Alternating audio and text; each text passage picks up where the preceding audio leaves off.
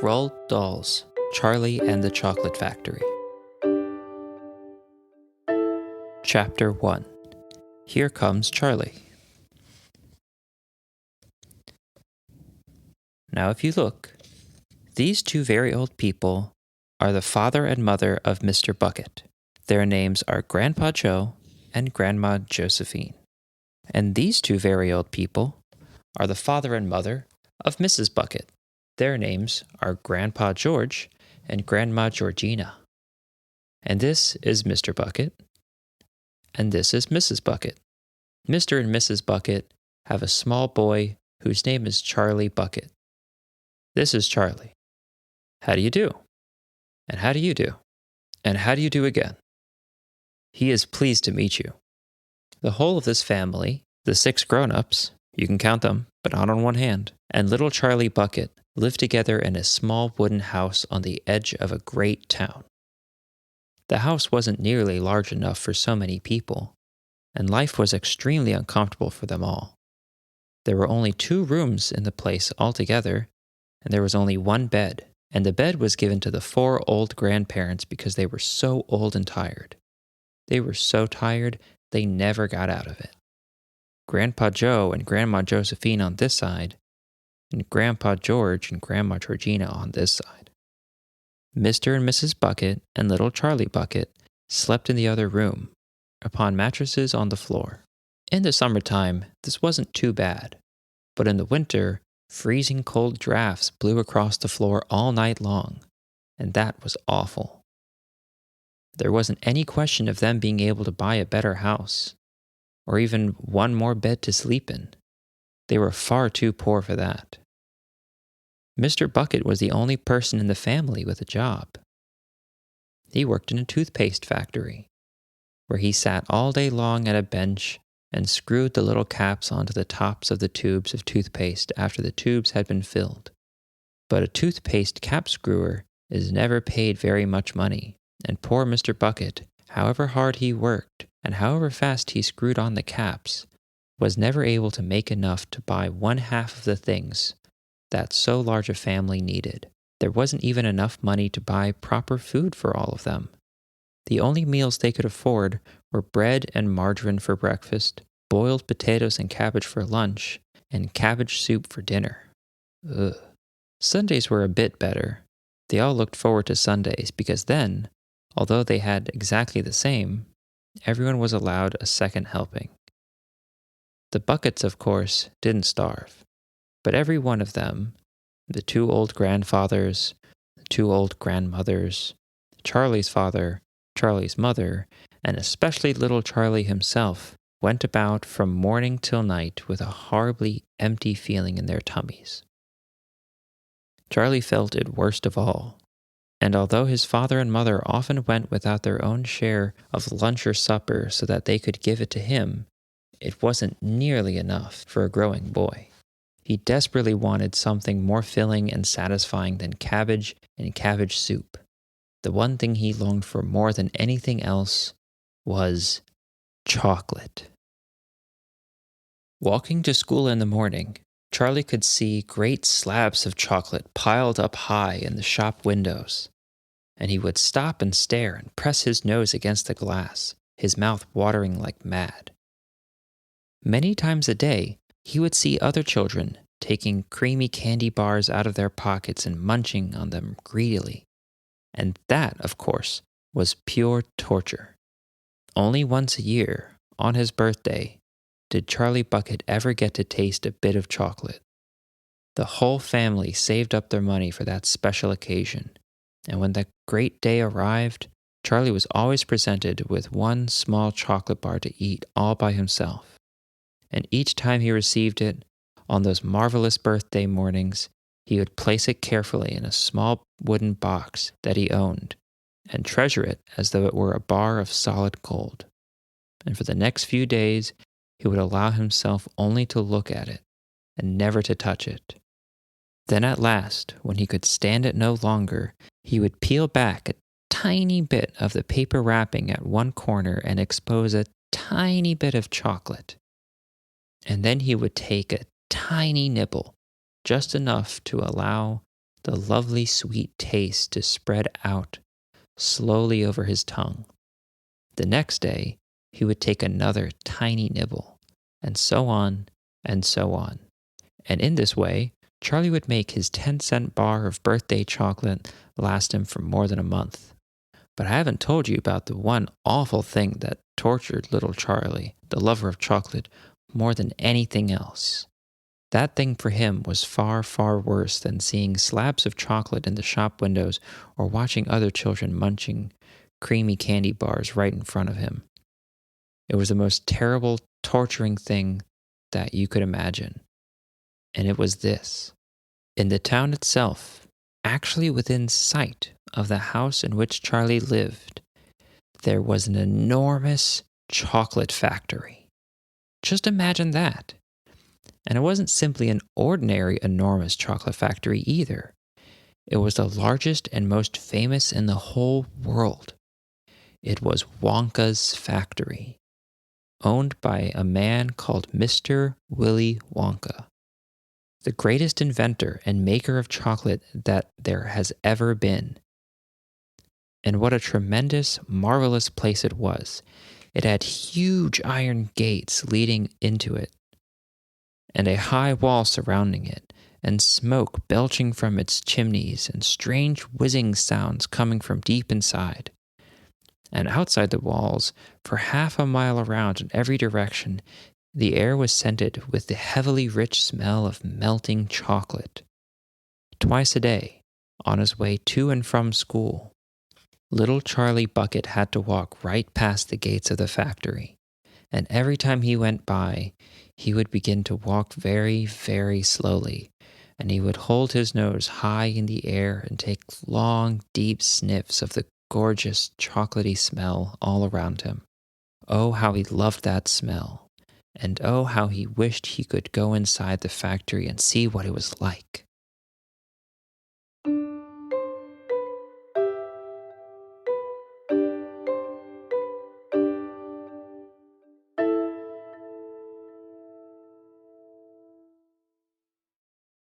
Chapter 2. Mr. Willy Wonka's Factory.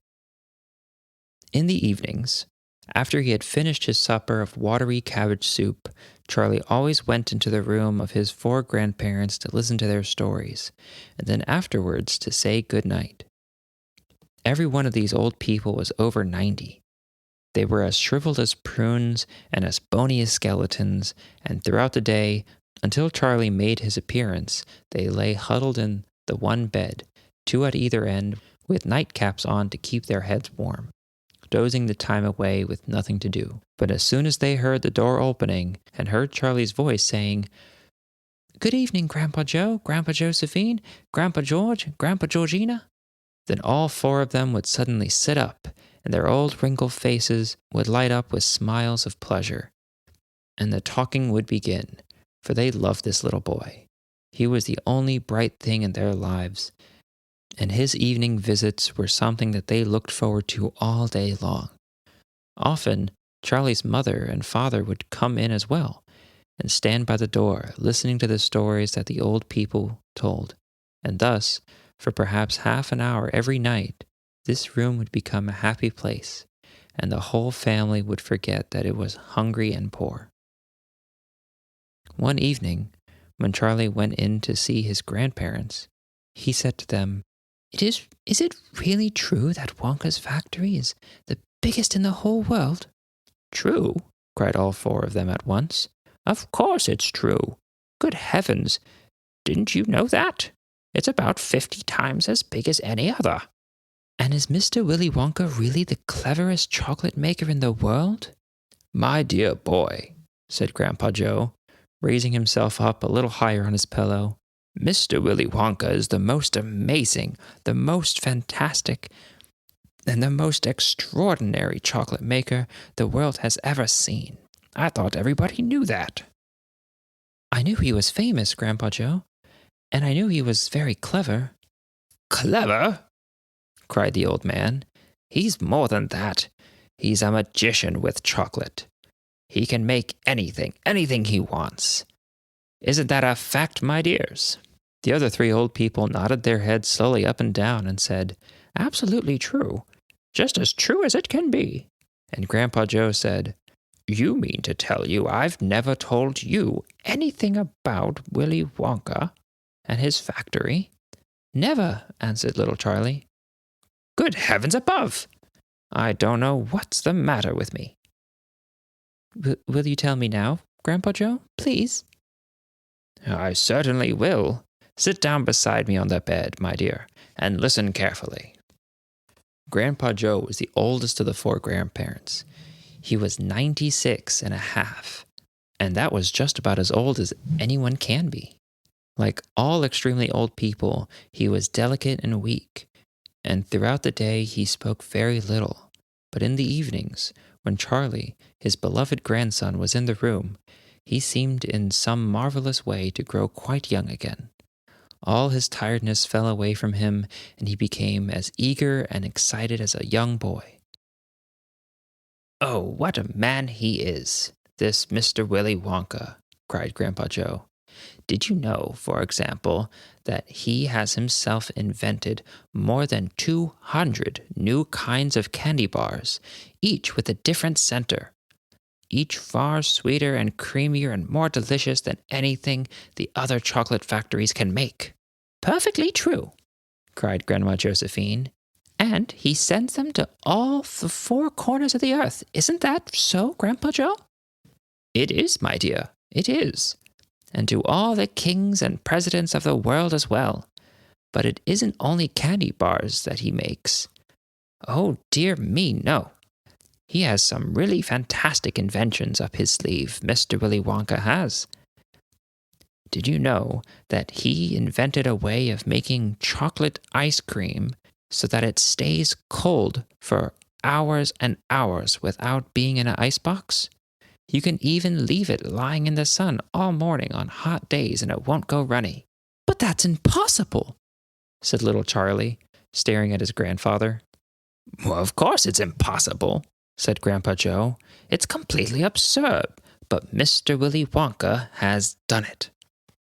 "Quite right," the others agreed, nodding their heads. "Mr. Wonka has done it.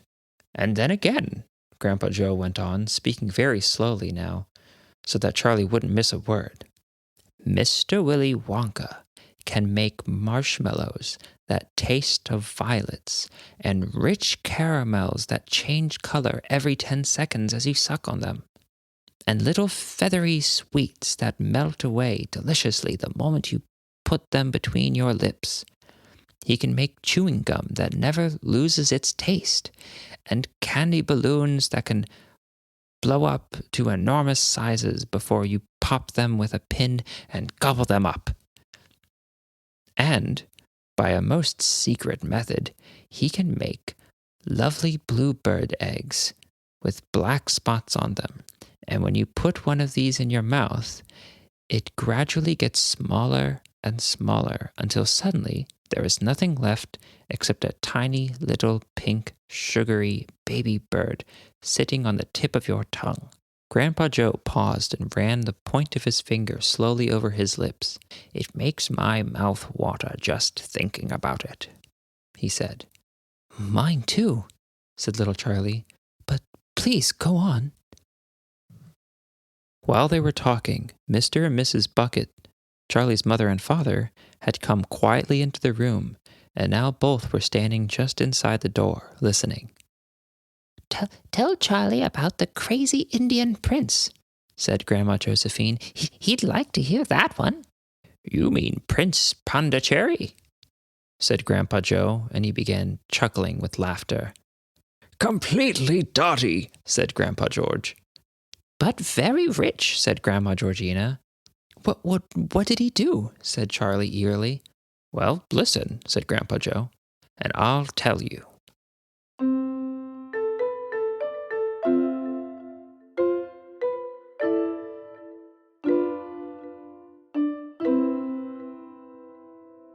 Chapter 3. Mr. Wonka and the Indian Prince. Prince Pondicherry wrote a letter to Mr. Willy Wonka. said Grandpa Joe, and asked him to come all the way out to India and build him a colossal place entirely out of chocolate. Did Mr. Wonka do it, Grandpa? He did, indeed. And what a place it was! It had 100 rooms, and everything was made of either dark or light chocolate. The bricks were chocolate, and the cement holding them together was chocolate, and the windows were chocolate, and all the walls and ceilings were made of chocolate. So were the carpets, and the pictures, and the furniture, and the beds. And when you turned on the taps in the bathroom, hot chocolate came pouring out. When it was all finished, Mr. Wonka said to the Prince Pondicherry, "I warn you, though, it won't last very long, so you'd better start eating it right away." "Nonsense!" shouted the prince. "I'm not going to eat my palace. I'm not even going to nibble the staircase or lick the walls. I'm going to live in it." But Mr. Wonka was right, of course, because soon after this, there came a very hot day with a boiling sun, and the whole palace began to melt, and it sank slowly into the ground, and that crazy prince, who was dozing in the living room at the time, woke up to find himself swimming around in a large, brown, sticky lake of chocolate. Little Charlie sat very still on the edge of the bed, staring at his grandfather. Charlie's face was bright, and his eyes were stretched so wide you could see the whites all around. "Is that really true?" he asked. "Or are you pulling my leg?" "It's true," cried all four of the old people at once. "Of course it's true. Ask anyone you like." "And I'll tell you something else that's true," said Grandpa Joe, and now he leaned closer to Charlie and lowered his voice so soft to a secret whisper. "Nobody ever comes out." Out of where?" asked Charlie. "And nobody ever goes in." "In where?" cried Charlie. "Wonka's factory, of course." "Grandpa, what do you mean?" "I mean workers, Charlie." "Workers?" "All factories," said Grandpa Joe, "have workers streaming in and out of them." "All factories," said Grandpa Joe, "have workers streaming in and out of the gates in the mornings and evenings, except Wonka's. Have you ever seen a single person going into that place or coming out?" Little Charlie looked slowly around at each of the four old faces, one after the other, and they all looked back at him. They were friendly, smiling faces, but they were also quite serious. There was no sign of joking or leg pulling on any of them. "Well, have you?" asked Grandpa Joe. I really don't know, Grandpa," Charlie stammered. "Whenever I walk past the factory, the gates seem to be closed." "Exactly," said Grandpa Joe. "But there must be people working there." "Not people, Charlie. Not ordinary people, anyways." "Then who?" cried Charlie. "Aha! That's it, you see. That's another of Mr. Willy Wonka's cleverness." "Charlie, dear," Mrs. Bucket called out from where she was standing by the door. "It's time for bed. That's enough for tonight." But mother, I must hear." "Tomorrow, my darling." "That's right," said Grandpa Joe. "I'll tell you the rest of it tomorrow evening."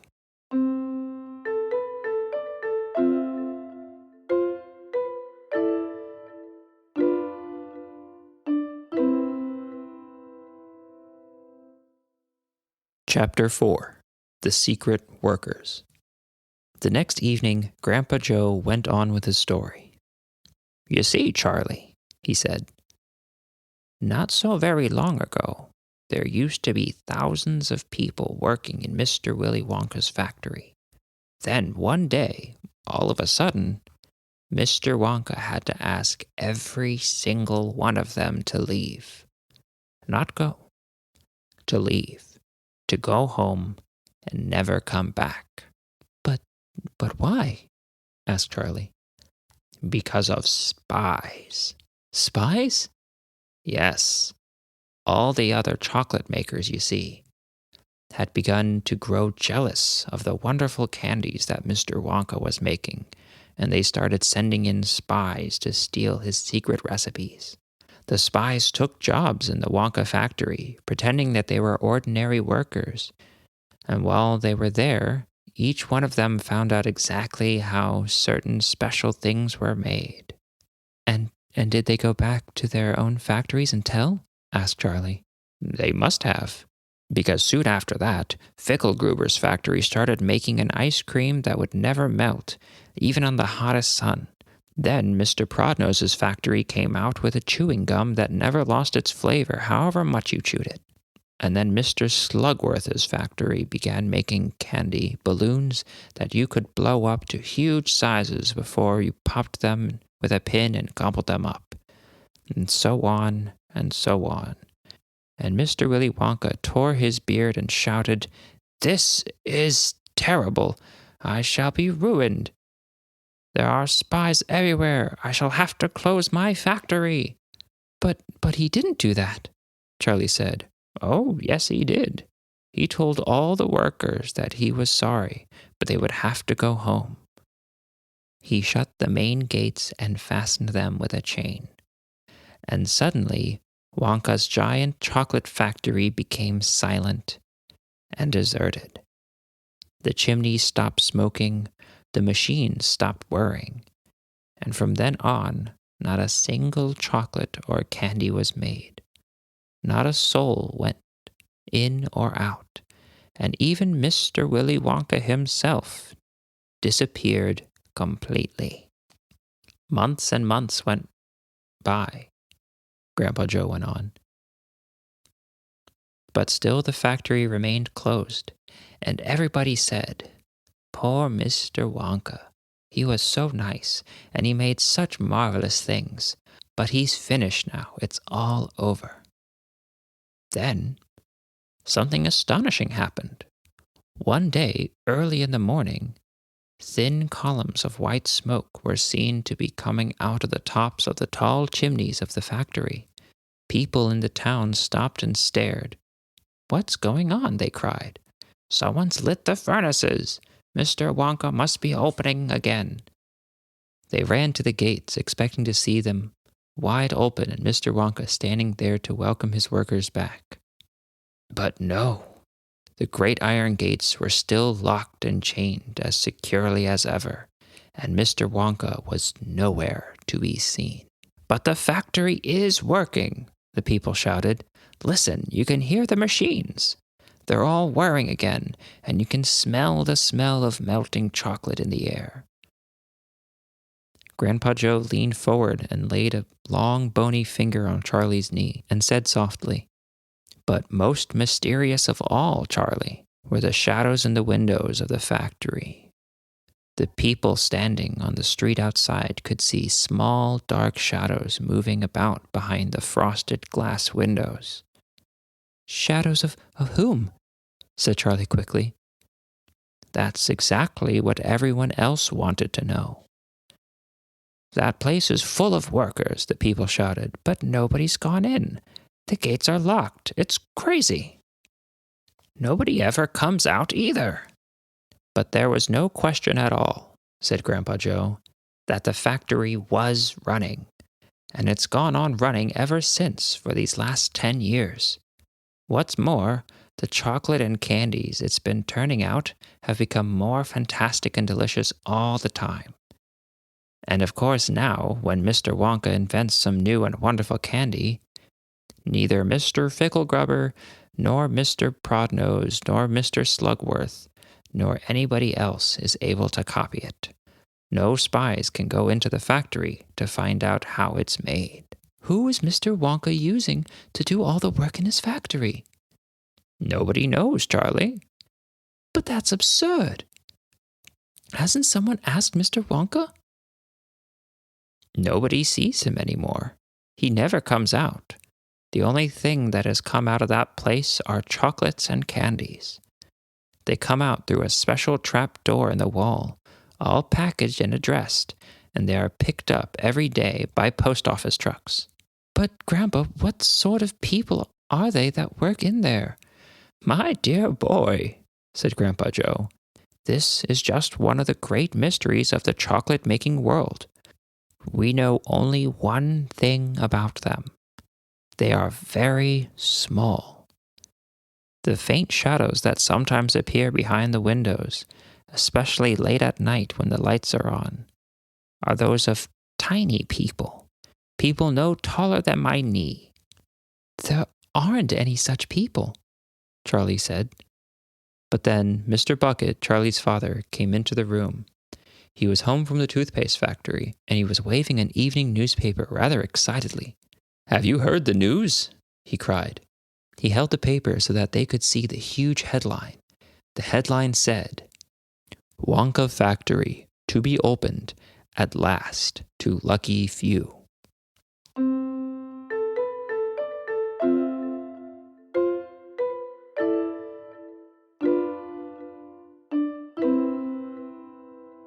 Chapter 5. The Golden Ticket.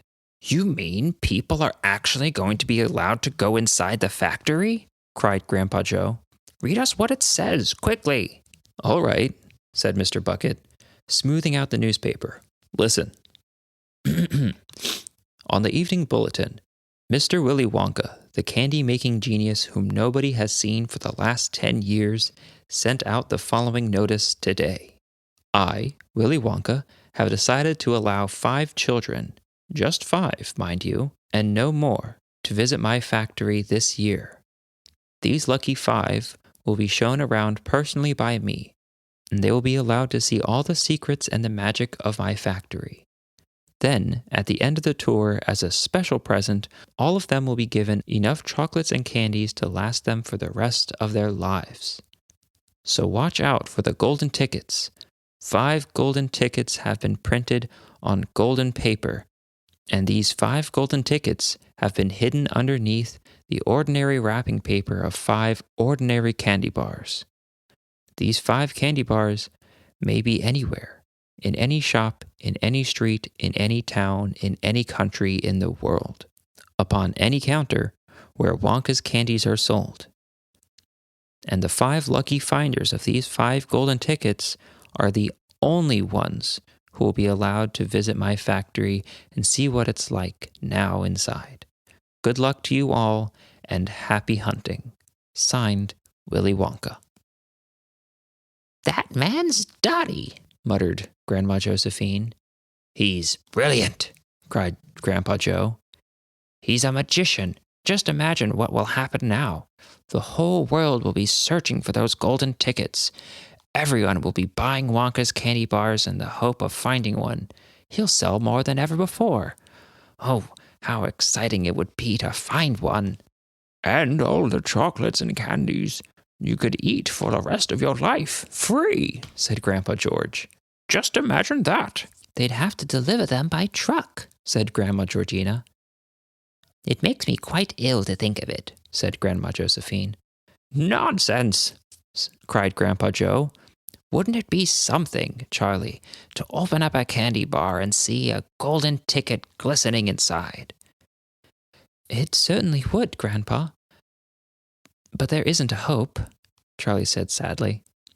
"I only get 1 bar a year." "You never know, darling," said Grandpa Georgina. "It's your birthday next week. You have as much a chance as anybody else. You have as much a chance as anybody else."